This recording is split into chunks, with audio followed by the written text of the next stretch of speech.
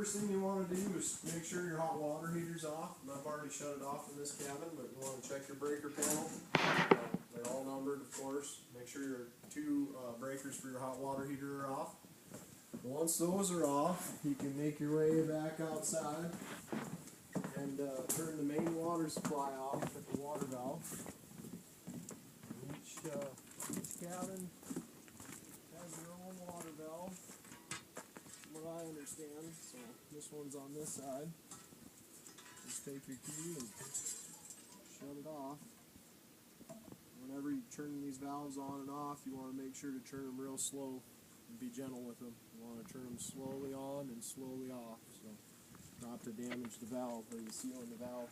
Once the water valve's off, you can get down in here in this access hatch and open both of these valves, and they've also both been open. That's off. That's off. But you want them to both be on to let the water out. Water would come out then at that point. This one's already been drained. Then you come back inside. How long does it take to drain it? To drain them? Mm-hmm. Oh, not terribly too terribly long, but you got to disconnect everything in here at the same time. Right Before after. you do that? No, this is step by step. Okay. So turn the water off, open them valves, then you'd want to come in here and allow air back into your lines by opening up your faucet, opening up your shower valve, and that's going to let air back in. And then, you know, I wouldn't flush your toilet because that's the last bit of water in there, but you need to disconnect them shut-offs, and you want to disconnect them and drain the line. And then you also want to drain these lines here underneath the sink, them shut-off valves. So you want to disconnect the supply line at the valve because there's going to be water still some in here and maybe in the wall. And you probably want to take a shot back. That's what I was telling you guys. Take a shot back, a wet back, because you're going to get water that comes out, and a towel and suck up that water and vacuum it up, dry it up. Okay. Then I would pour a gallon of antifreeze into your tank because you still have some water left over in there, which would be one more flush left now that your water's empty. Okay.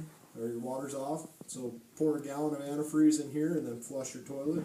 That way you're getting the water in the P-trap or antifreeze in the P-trap of the toilet, so it's not freezing your toilet over.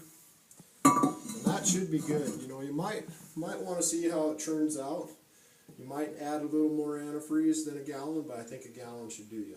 Because you got about maybe 2.5 gallons in here, so you mix a gallon with that, and then you got 1 to 3, 1/3 antifreeze. Okay. What about the on-demand hot water heater above the toilet? Anything with them? You really don't have to on the ones that I was plumbing down the line. These ones here, some of them do have a shut-off, open a valve on them. And you can reach it from under here and open that up, but you would also want to have a shot vac or something ready. I really don't think you have to worry about that, but on the ones that do have that open that valve there, I would probably drain these ones because I don't know how they did these ones, because these ones might have some water trapped in there, just on these ones that have the shut-off valves.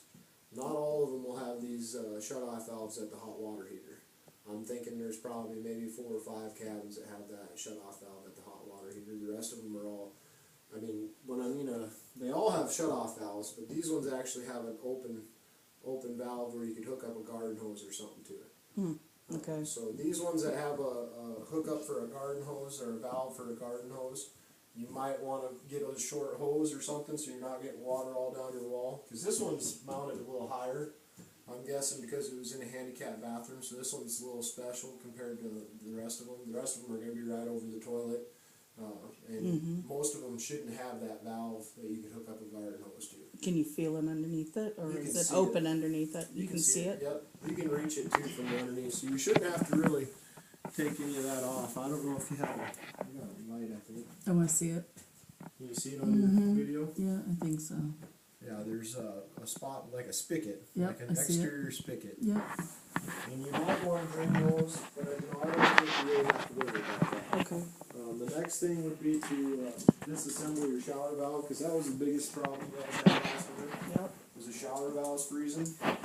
And on these, especially the handicap units, you want to make sure your line is at a downward angle too on your shower. That way you not have water trapped in your line there.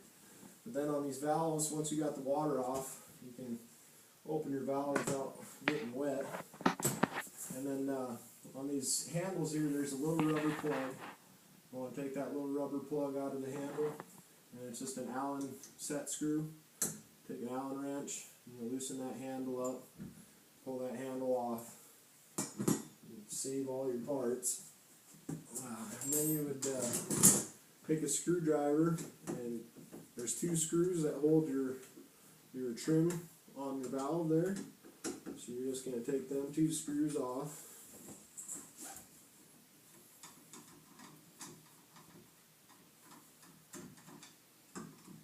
And when you're taking these apart and putting them back together, you stress not to over tighten things. You want them snug, but you don't want to over tighten them to the point where they strip. So take this off. There's 2 screws and the trim piece there.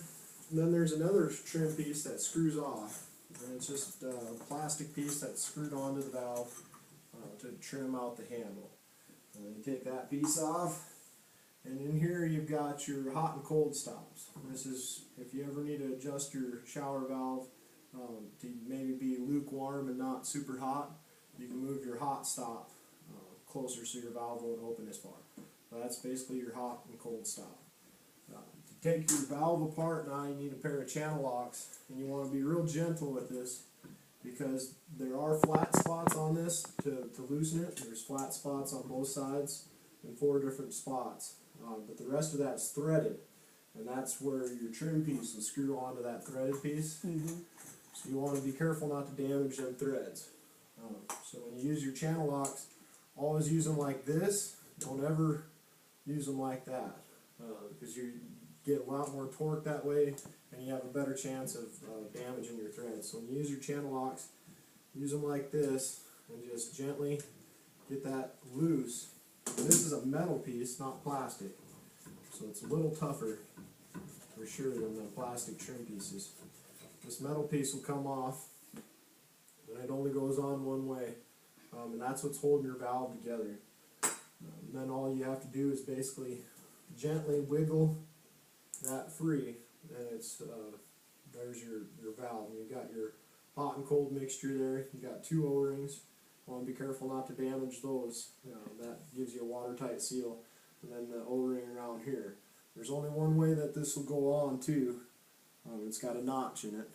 So there's only one way that it can go back in there. So you would want to let this drain and let all your valves be disconnected and let all that drain out, maybe for a day or so. But make sure to put these back in a couple days so you don't have a problem with your O-rings drying out and cracking and getting brittle, because then you'd have to put all new O-ring kits in your showers. So it'll drip for a while until all your water runs out. You might get a little bit back in here, but that's not really going to hurt anything. That'll all dry out as well. So basically just disconnecting all your valves, disconnect your shower valve, and then let everything set for a day or so with all the valves open. That way you've allowed it good time to drain. And you don't put antifreeze back into it? No, you really don't have to. The only problem I think you guys had last year was not getting these valves apart. You can see the water that was trapped in there. Yeah, and it's that all froze. Plastic, so it's really not that tough. So that would freeze. And there's really no way to get this water out unless you were to pump antifreeze in the entire system and run it through your shower head, which I don't know if you guys go that route. It'd be a lot of antifreeze. I don't know. But I don't think that it's this necessary. I don't think it's necessary either, as long as you take these valves apart. But put them back in after they've drained. Yeah, within a couple days. I wouldn't leave them out more than a couple days. And especially don't leave them in the sun or anywhere where they can get a lot of sunlight or anything like that. Leave them in the bathroom, or somewhere. Right where they're at. Right where they're at. Definitely don't put them out by a window or anything, because that'll dry out that O-ring a lot quicker. So then putting them back together is just the reverse process. So. But we go ahead and put them back together, that way they're ready to go for the spring. Yep. Okay. I think as long as you get, 99% of the water out of there, you'll be alright. Okay. There's just a lot of water is going to be trapped in there without taking that valve apart. This is basically your shower head, especially in the standard units. You've got your shower head mounted up high, and that runs to your valve, and you got a hot and cold supply that run to that too. So it'll have enough time to drain from Yeah, from the shower head. Okay. So that should be about it. And just leave all your parts and pieces right there by the shower, and you'll be good to go. Handicap unit's a little different too, because you got the the handicap shower head. You want to let that droop too. So Now, in the sink, should they go ahead and put antifreeze down through the sink? yep, that also anything that's got a P-trap, because there'd be water stuck in that P-trap here. Okay. And that also, you want to leave some kind of liquid in there like antifreeze, because you don't want your sewer gases getting back from your main sewer line. That's what prevents sewer gases from getting into your home Okay. or into the cabin. So you want to make sure to pour some antifreeze down in there too. Don't need a lot, I wouldn't think, in that P-trap. But just enough to make sure that it's give it a good douse, just so you got at least half and half, half antifrease, half water. You'd be Okay. fine. So it shouldn't get below 40 in these cabins, I wouldn't think. It's pretty cold. It holds the temperature of whatever's outside. Once it gets to that area, it just holds it. It's like an ice cube. You don't ever turn the heaters on at all during the winter then? Nope. Not at all? Not at all. Okay. That's why I'm saying. Yeah. That's why they don't. That was the whole toilet. idea of this, was making sure that we could shut all the electricity, everything off to not the electricity, but turn everything off. So. Yeah. Well, that should get you going. Okay. That's Awesome. about it.